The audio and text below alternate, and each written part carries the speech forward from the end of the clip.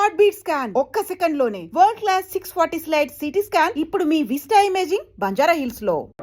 నా పరువు తీసావా? అమ్మని చెల్లిని తీసుకొచ్చి నా కాళ్ళ మీద పడుని ఛాలెంజ్ చేశాను. ఇప్పుడు నా పెళ్ళాన్ని తెమ్మని చెప్తాడు వాడు. అది కాదన్నా, మెరూన్ కలర్ కాలేజ్ అన్నారు. నల్లని అమ్మాయిని చూసి వాళ్ళ పెళ్ళామని దూకేస్తాడా? ఒరేయ్, ఫోన్ చేసిన అమ్మాయి వాడి శత్రువా లేదా మనని కన్ఫ్యూజ్ చేయడానికి వాడు చేసిన ఏర్పాటు.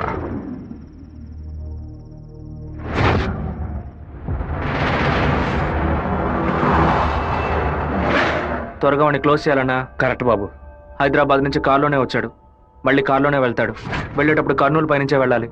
వాడి బ్యాడ్ టైం. అక్కడ ఇద్దరు అపోజిషన్ ఎమ్మెల్యేలే. నంద్యాల బైపాస్ రోడ్లో టేక్ డైవర్షన్ బోర్డు పెట్టి వాడిని రూట్ మళ్లించాలి. బాంబు పెట్టి వాడిని బ్రిడ్జ్తో పాటు లేపేయాలి.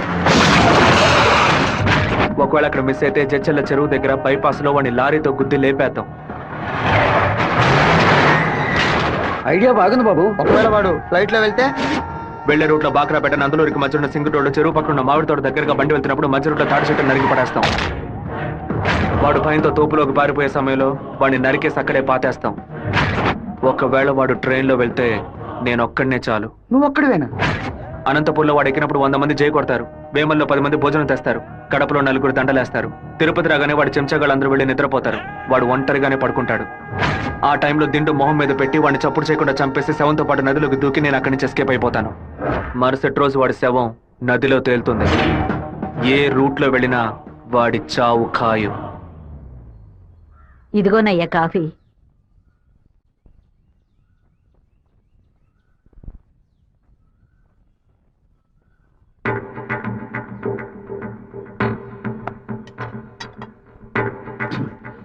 సుబ్బారావు, ఏమైందయ్యా? నేను 2 ముక్కలు తాగాను. కంగారు పడకు. సుందరం బండి తీరా. ఎవరికి చెప్పకండి. ఇంట్లో వాళ్ళని ఏది తినొద్దు, అర్థమైందా? గుండె గబగబా కొట్టుకుంటుంది. ఈ కాఫీ డాక్టర్కి ఇచ్చి ఇందులో ఏం కలిపారో కనుక్కోమని చెప్పు. డాక్టర్, మా అయ్యగారిని ఎలాగైనా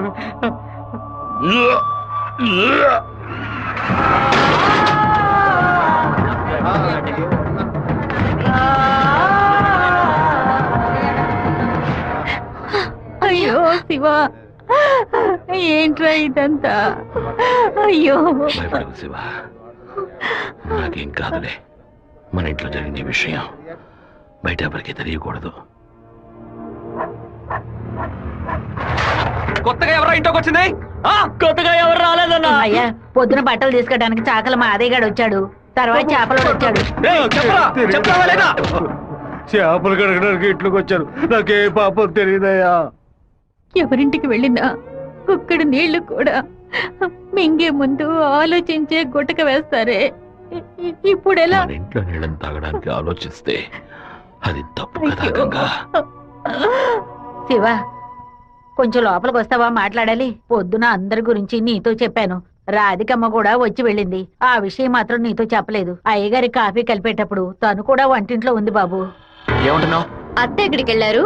అత్తయ్య పెరట్లో పశువులకి కుడితి కలుపుతోంది. అవును, ఎన్నేళ్లుగా మీరు ఇంట్లో పని మంచిగా పనిచేస్తున్నారు? నేను ఇంట్లో పనిచేస్తున్నానన్న విషయం నువ్వు చెప్తేనే తల్లి నాకు గుర్తుకొచ్చింది. ఓ సరే, నేను అత్తయ్యతో మాట్లాడొస్తాను. పెరట్లోకి వెళ్తానని చెప్పిన అమ్మాయి అక్కడికి వెళ్ళలేదు, వాకిట్లోకి రాలేదు, తర్వాత కనిపించలేదు. ఎవరి గురించి ఏం మాట్లాడుతున్నావు? ఆ అమ్మాయి వదిలిన చెప్పులు కూడా వాకిట్లోనే ఉన్నాయి. కావాలంటే వెళ్ళి చూడు బాబు.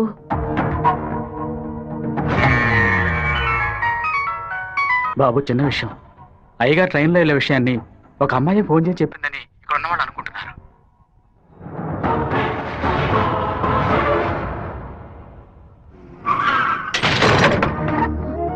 ఏంటిది? వేసుకుని వచ్చిన చెప్పుల్ని మర్చిపోయి వెళ్ళేంత తొందర ఏంటి నీకు?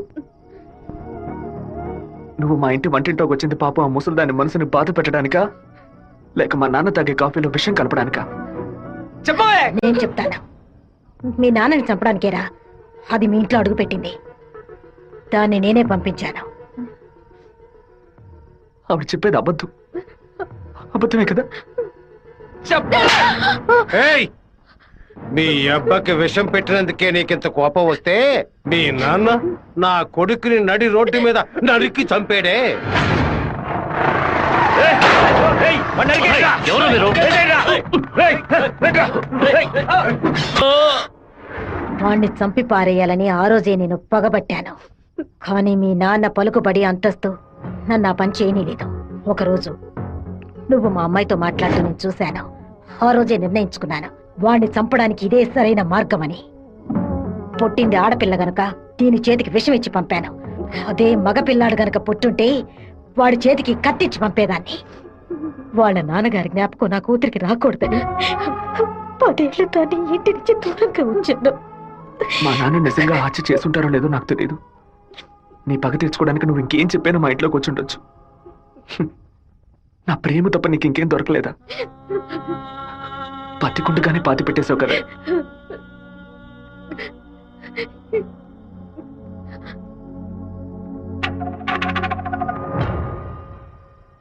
మీరు మాట్లాడుకున్నదంతా నేను వింటూనే ఉన్నాను. నీ భర్త చావుకి నేను కారణం కాదమ్మా. నీ భర్త ఆశపడే ఎలక్షన్లో నించోలేదమ్మా. మన జాతి ఓట్లని విడదీయాలని రూలింగ్ పార్టీ వాళ్ళ దగ్గర 10 లక్షల రూపాయలు లంచగా తీసుకున్నారే, నీకు సిగ్గులేదు? నేను డబ్బు తీసుకున్నట్టు మీకెవరు చెప్పారు? ఇంకా నిజాన్ని కప్పిపుచ్చాలని చూడకు. మర్యాదగా నామినేషన్ వాపస్ తీసుకో, లేదా నీ మొండెమే మిగులుతుంది. నువ్వు మాణిక్యాన్ని లేపాయి. ఏమన్నా అన్నా? అప్పుడే ఆ నింద వీరభద్రం మీద పడుతుంది. ఓట్లు రూటు మారతాయి. నేను ఈ హత్యని చెయ్యలేదని ఈ ఊరే నమ్ముతోంది. నువ్వు మాత్రం ఎందుకు నమ్మట్లేదు? నా కొడుకు నీ కూతుర్ని ప్రేమిస్తున్నానని తెలియగానే వెంటనే వచ్చి నీతో చెప్పాలనుకున్నాను. కానీ నీకు తెలిసే తన మా ఇంటికి వచ్చిందని చెప్పింది. అందుకనే నిజమంతా నీకు తెలుసనుకున్నానమ్మా. ఎవరో చెప్పిన మాట నమ్మి పాపం తన మనసులో ద్వేషాన్ని నాటి ఇప్పుడు ఇలా తలదించుకునేలా చేశావే. పెళ్లి చేసుకుని చల్లగా ఉండాల్సిన పిల్ల తన జీవితాన్ని నాశనం చేశావే.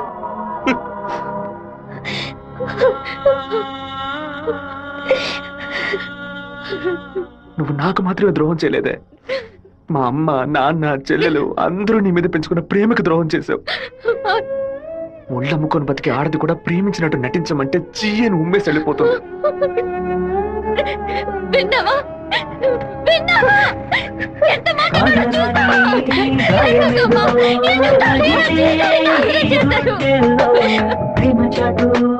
జీవితన ఎగిసే ఆవేదనలో ప్రేమించిన నా గుండెలకి ఇదివో బహుమానం. నన్ను కన్న పాపానికి వీరికి దండనరా. టెలిఫోన్ బూత్ లో ఎంక్వైరీ చేసా ఉన్నా. పక్కనే లేడీస్ కాలేజ్ ఉండడం వల్ల ఏం చేసిందో తెలియదు. ఒక ఆడపిల్ల వల్ల వాడు తప్పించుకున్నాడు. అసెంబ్లీలో అపోజిషన్ వాడు కావాలనే ఈ విషయం అడుగు మరి కలుగుతున్నాడు. ఇంతకు మించి మనం ఓర్పుగా ఉంటే వాడు ఖచ్చితంగా గెలిచేస్తాడు. నిజవారి నుంచి 50 మందిని రప్పించండి. ఎవరు ఎదురు చూడే సమయంలో వాడి ఇంట్లోకి దూరి వీరభద్రాన్ని ఆడి కొడుకని లేపేయమనండి. ఊరోళ్ళు ఎవరైనా అడ్డొస్తే పెద్ద చిన్నాడు చూడకుండా అడ్డగా నడపని చెప్పు. అన్నా, ఇలా ఓపెన్ గా అన్ని చేస్తే మీ మీద అందరూ డౌట్ పడతారన్నా. మన వాళ్ళని పక్క నుండి ఉసిగొల్పమనం. రాత్రి సరిగా 10:30కి ఈబీ వాళ్ళతో చెప్పి పులివెందుల్లో కరెంట్ కట్ చేయమనం. ఆ టైంలో ఎవరు ఫోన్ చేసినా చుట్టుపక్కల ఏ పోలీస్ స్టేషన్ లో ఫోన్ తీయకూడదు. ఆ కొత్త డ్రైవర్కి చెమట్లు పట్టాయంట్రా. వీరభద్రం మీద ప్రేమతోనా? వాడు ఏ ఊరోడో ఎవడు ఇక్కడ పంపించాడో పంపిన వారికి వీరభద్రుడికి సంబంధం ఏంటో ఎంక్వైరీ చేయి.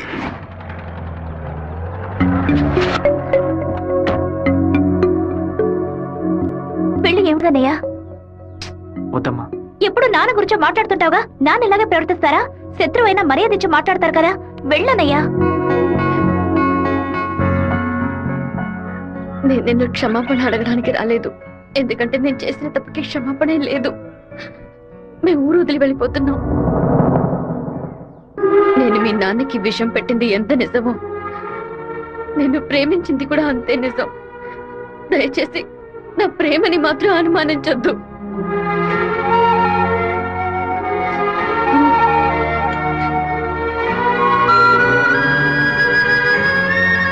బావా, నీతో మాట్లాడాలరా. ఏదో అమ్మ మాట విని తెలియక తప్పు చేసిందిరా. క్షమించేవాడేరా మనిషి. నువ్వేంట్రా? మా ఇల్లు నాకు గుడి లాంటిదిరా. మా అమ్మ నాన్న దేవుడురా. ఆయన్ని చంపాలని ప్రయత్నించిన అమ్మాయిని ఎలా క్షమించమంటావు? నాకు అర్థమైందిరా. నీ దగ్గరికి మొదటిసారి అమ్మాయి వచ్చినప్పుడు నిన్ను ప్రేమిస్తున్నానని అమ్మాయి చెప్పింది. పెళ్లి చేసుకుంటాననే కదా చెప్పింది. హత్య చేయడానికి వచ్చిన వాళ్ళు అలా అంటారా? నీ మనసులో అమ్మాయి లేదని నాకు ప్రమాణం చేసి చెప్పు. ఉందిరా, తను నా మనసులోనే ఉంది. కానీ ఇప్పుడు వచ్చి వెళ్ళింది నేను ప్రేమించిన రాధిక కాదు. బాబు శివ, నేను చెప్తే నువ్వు వింటావా? వెళ్ళి అమ్మాయిని తీసుకురా. నా తల నరుకుతానన్న వాడి తలని నరికి తీరుతానన్న పట్టుదలతో ఉన్నావు కదా. వాళ్ళ నాన్న చంపిన వాడి మీద అమ్మాయి కోపం ఉండదా? ఈ సీమలో పుట్టినటువంటి ప్రతి అమ్మాయికి ఆ పౌరుషం రోషం ఉండడం సహజమే. మిత్రుడితో స్నేహం చేయాలి, వీరుడితో తలపడాలి, శత్రువుతో పోరాడాలి, కానీ ద్రోహికి మాత్రం ద్రోహం చేయకూడదు. ఆ రోజు కోడిని కోయిపోతున్నామని తెలిసి తట్టుకోలేక తలడిల్లిపోయిందే, అదే తన నిజమైన గుణం. నాకు కూడా ముందా పిల్ల మీద కోపం వచ్చింది. కానీ ఓ కుటుంబం పుట్టిన గడ్డ వదిలి వెళ్తోందంటే అది సగం ప్రాణంతోనే వెళ్తుంది. మిగిలిన ప్రాణం మనం తీసామనే పాపం వద్దు నాన్న. వెళ్ళి అమ్మాయిని తీసుకురారా. నా ప్రేమే దొరికిందా నీకు? ప్రేమించినట్టు నటించమంటే చీయను మొహం మీద ఉమ్మేస్తుంది.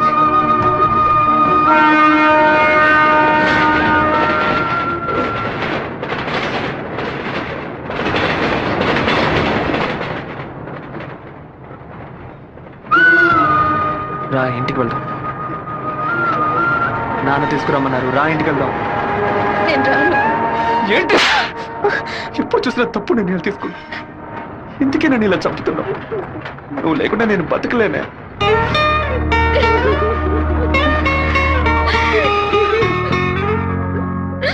నీకు ముఖ్యమైన విషయం చెప్పాలని ఒంటరిగా రానా? ఎక్కడికి ఒంటరిగా వెళ్తున్నారు?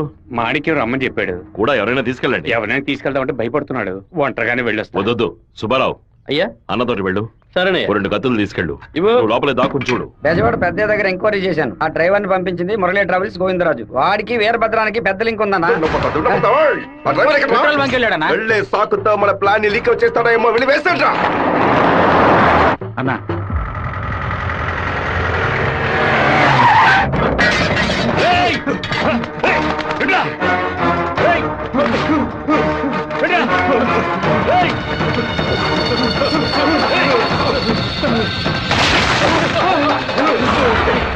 జీతం తీసుకునేది మాయి గారి దగ్గర, పనిచేసేది వీరభద్రానిక.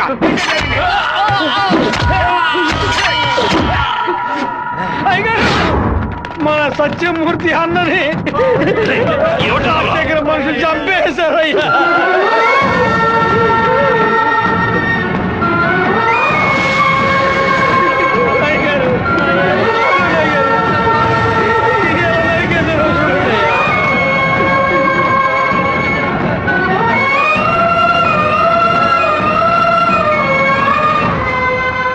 నేను దిగి ఇద్దరిని నరికేసి ఉండేవాడినయ్యా.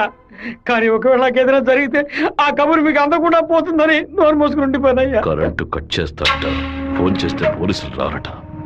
పదవిలో ఉన్నామన్న పొగరు. సరే, అందరూ ఇళ్లకు వెళ్ళండి. మీ పెళ్ళాం పిల్లల్ని జాగ్రత్తగా చూసుకుని ఇంట్లోనే ఉండండి. మమ్మల్ని అందరినీ ఇంటికి వెళ్ళి జాగ్రత్తగా ఉండమని చెప్పి మీరు ఒక్కరే వాడితో పోరాడతారా? మిమ్మల్ని ఇక్కడ ఒంటరిగా వదిలేసి మేము మా పిల్లలను వాటేసుకుని పడుకుంటాం అనుకున్నారా? ఇన్నేళ్ళు మా అందరి కోసం మీరు ఎంత కష్టపడారో తెలుసాయి గారు. ఈ రోజు మీకు సమస్య వస్తే మేము ఎలా ఊరుకుంటాం అనుకున్నారు? మేమేం చేతగాని వాళ్ళం కాదు. ఒకడు మీ ఇంట్లోకి దూరి మీ మీద చెయ్యేశాడంటే అదంతా మేము సత్యాగా జరుగుతుందయ్యా.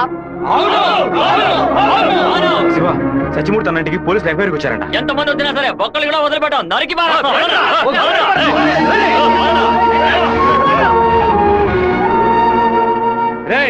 ఎవరు వచ్చేస్తారే కత్తికో కండగా నరికేస్తాం. మీ వీధిలోకే కాదయ్యా, ఈ వీధిలోకి ఎవరు వచ్చేస్తారే నరికి పోగులు పెట్టేస్తాం. అన్న, బెజవాడ నుంచి వచ్చిన వాళ్ళు రాత్రి 10:30కి సరిగ్గా మన ఊరు పొలిమేరకు రాగానే మనకు ఫోన్ చేస్తారు. మనం సిగ్నల్ ఇస్తే చాలన్నా. ఆ వీరభద్రుడు చేస్తే పులివెందుల వాళ్ళు మళ్ళీ వెతుకుంటూ వస్తారు. నేను గవర్నమెంట్ గెస్ట్ హౌస్ లో ఉంటాను. మీరు ఆ సత్రంలో ఉండి పని పూర్తయిన తర్వాత రండి, కలిసి హైదరాబాద్ వస్తాం. ఓకేనా? సరే, మీరందరూ బయలుదేరండి. సరే అయ్యా. నాన్న, మన ఊరోళ్ళంతా మన మీద ఉన్న ప్రేమతో పిచ్చి పట్టినట్టు ప్రవర్తిస్తున్నారు. ఎవరు వచ్చినా సరే నరికి పారేస్తారు. కానీ జరగబోయే గొడవలో మన వాళ్ళకి నష్టం జరుగుతుందిగా. డబ్బు కోసం వచ్చే వాళ్ళ ప్రాణాలు పోతే వాళ్ళ భార్యలు కూడా ఏడవరు. కానీ మాదయ్య భార్యకి శివప్రసాద్ కుటుంబానికి ఎవరు సమాధానం చెప్తారు నాన్న? ఏం చేయమంటావయ్యా? చట్టము అధికారము వాడి చేతుల్లో ఉంది. తిప్పి కొట్టడం తప్ప మనకు వేరే దారి లేదు. ఒక దారుంది నాన్న.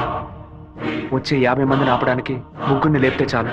అర్థం కాలేదు. ఆ రాజశేఖరం వాడి 2 చెంచాలు వాళ్ళని లేపేస్తే చాలు, ఏ గొడవ ఉండదు. మేము నలుగురం చాలు నాన్న. పెళ్లి పెట్టాకు లేని వాళ్ళు. మేము చచ్చినా ఎవరు బాధపడరు. కానీ ఖచ్చితంగా చచ్చేలోగా ఆ ముగ్గురిని లేపేస్తాం. వద్దు బాబు, అందుకు నేను ఒప్పుకోను. భయపడకండి అన్న, నాకేం కాదు. 1 గంట ముందు నా ఫ్రెండ్ ఒకడు తిరుపతి మాయాలాజులో నా పేరు మీద రూమ్ తీసుకున్నాడు. కరెక్ట్గా 10 గంటకి రాజశేఖరాన్ని లేపేస్తే నేను రేణుగుంట ఎయిర్పోర్ట్కి వెళ్ళిపోతాను. వాడు అదే సమయానికి రూమ్ ఖాళీ చేసి ఎయిర్పోర్ట్కి వచ్చేస్తాడు. అక్కడి నుంచి హైదరాబాద్ వెళ్ళి నేను మలేషియా వెళ్ళిపోతాను. 6 నెలలు సంవత్సరం ఆగి నేను తిరిగి వచ్చేస్తాను నాన్న. పోలీస్ రికార్డ్స్లో నా పేరుండే ఛాన్సే లేదు. నేను బాగుండాలని మీరు నాకు పాస్పోర్ట్ ఇప్పించారు. అప్పుడు అది ఉపయోగపడలేదు. ఇప్పుడు అదే మరి అన్ని సమస్యల నుంచి బయటపడేస్తుంది. అయ్యో ఎందుకమ్మా ఎందుకు ఏడుస్తున్నావు? 25 ఏళ్ళగా నాన్న కత్తి పట్టుకున్నప్పుడు ఎప్పుడైనా నువ్వు ఏడ్చావా? ఇప్పుడు ఎందుకు ఏడుస్తున్నావు? కొడుకు మీద ప్రేమ. నీ కొడుకు బాగుండాలని దేవుడికి దండం పెట్టుకో. అంతేగాని ఇలా ఏడ్చి నన్ను పిరికివాడి చేయకు. భగవంతుడా, ఏడవకమ్మా. ఏడిస్తే నేను తట్టుకోలేదు. నాయనా, నీకేమైనా అయితే మాకు బాధ ఉండదనుకున్నావా? మేమందరం బండరాళ్ళం అనుకున్నావంట్రా. నిన్ను నమ్ముకొని వచ్చిందే ఒక పిల్ల. దానికి నేనే సమాధానం చెప్తాన్రా. చెప్పరా?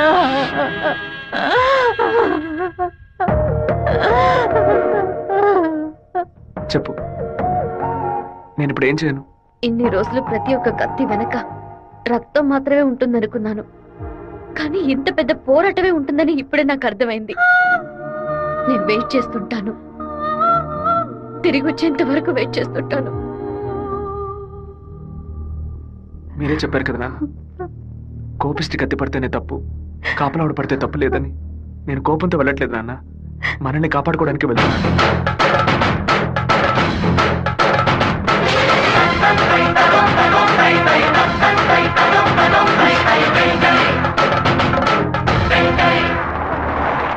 సార్, మీరు ఊరెళ్ళే వరకు డిఎస్పీ మీతో ఉండమని చెప్పారు సార్. ఊళ్ళో కరెంట్ కట్ అవగానే అన్ని ఫైర్ స్టేషన్లకు ఫోన్ చేసి ఊరు తగలబడిపోతుందని చెప్పండి. సరే. ఫైర్ ఇంజిన్ వచ్చేలాగా ఊళ్ళో ఉన్న గడ్డి వాళ్ళన్నింటినీ తగలబెట్టేయండి. పోలీసులే మనం పిలిస్తే రారు. ఫైర్ మ్యాన్ ఎవరు పిలిచినా వస్తాడు. ఆడవాళ్ళని పిల్లల్ని పాకల్లో ఉండొద్దు, జాగ్రత్తగా ఉండమని చెప్పండి. సరే వస్తాం. నేను బ్రహ్మచారినే. నాకు పెళ్లి కాలేదని అప్పుడప్పుడు బాధపడుతూ ఉంటా. కానీ దానికి ఒక అర్హత ఉందని ఇప్పుడు తెలుసుకున్నా. మన సత్యమూర్తాన్ని చంపిన ఆ దొంగ నా కొడుకు పీక్ కొరికి రక్తం తాకుండా వదిలిపెట్టు బాబు.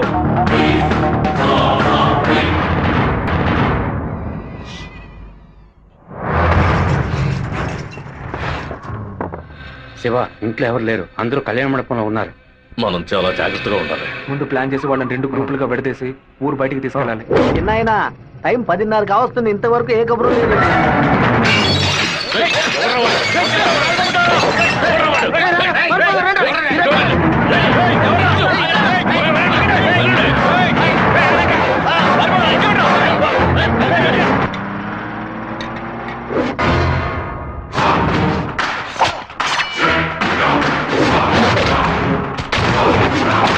మేమంతా ఇక్కడ సిద్ధంగానే ఉన్నాం.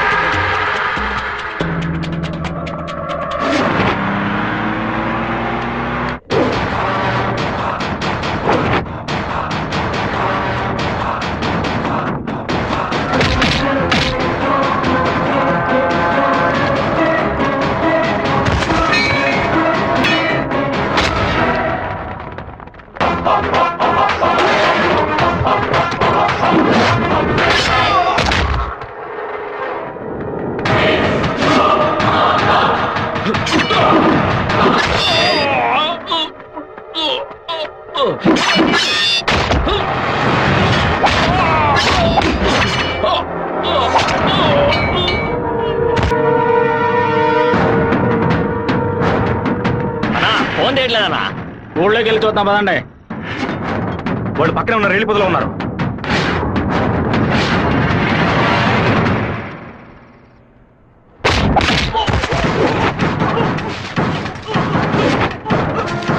చిన్నాయన, కాగడాలు వెలిగించండి.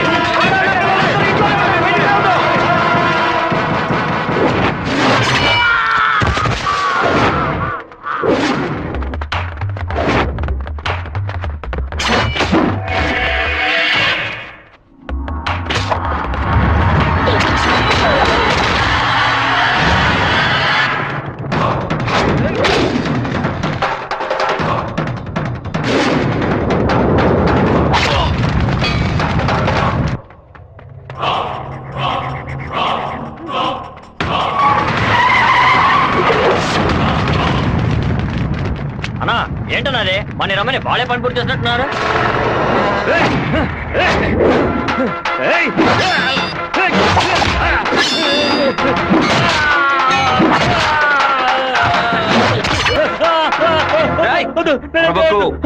నేను నిన్ను పూర్తిగా నరకలేదు, పైపైన నరికాను. నేను చెప్పినట్టు విని నడుచుకున్నావు అంటే నేను ఇలాగే ఎత్తుకెళ్ళి ఇక్కడున్న జనరల్ హాస్పిటల్లో చేర్పిస్తాను, బతికిపోతావు. లేదో ఇక్కడే గిలిగిలా కొట్టుకుని చావు, నరికిన చోట మట్టేసి వెళ్ళిపోతాను. ఏమంటావు? నేను చెప్పింది చెప్పినట్టు చేస్తాను. వీరభద్రాన్ని అమ్మోరు గుడి పక్కన కొలం దగ్గర బంధించి ఉంచామన్నా. నిజంగానే అంటున్నావా? అన్న వెంటనే రానా. అన్నా ఎక్కడికి వెళ్తున్నారు? వాడి నా చింతతో నరకాలరా. ఇప్పుడు బయటికి వెళ్తే రేపు పోలీసు వాడే రాక్షాయి కూర్చుంటాడు. అయితే ఒక పని చేయి, వాళ్ళకి తెలియకుండా కార్ని వెనక్కి తీసుకురా. ఇది కూడా తాళం.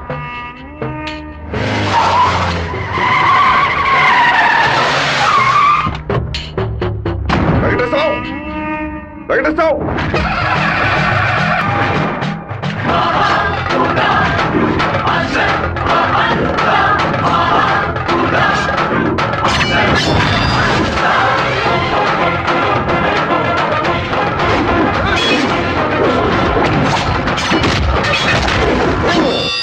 రారా, రా రా రా రా.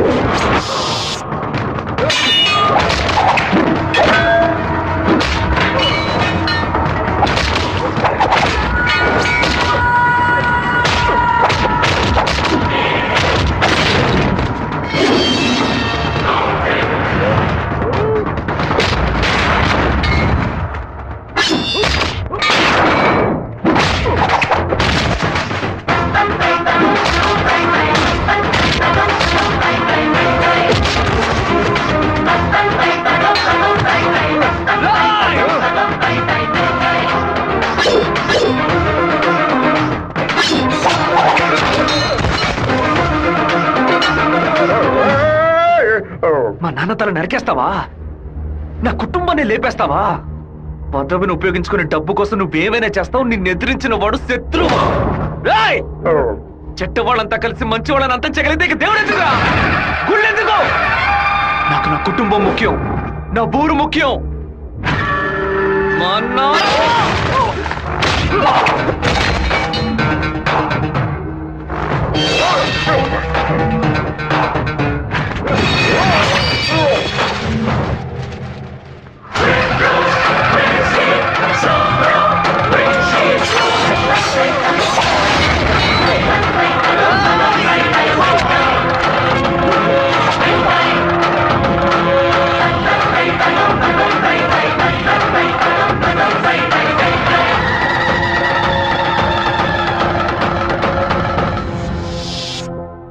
నిన్ను మాత్రం నచ్చిన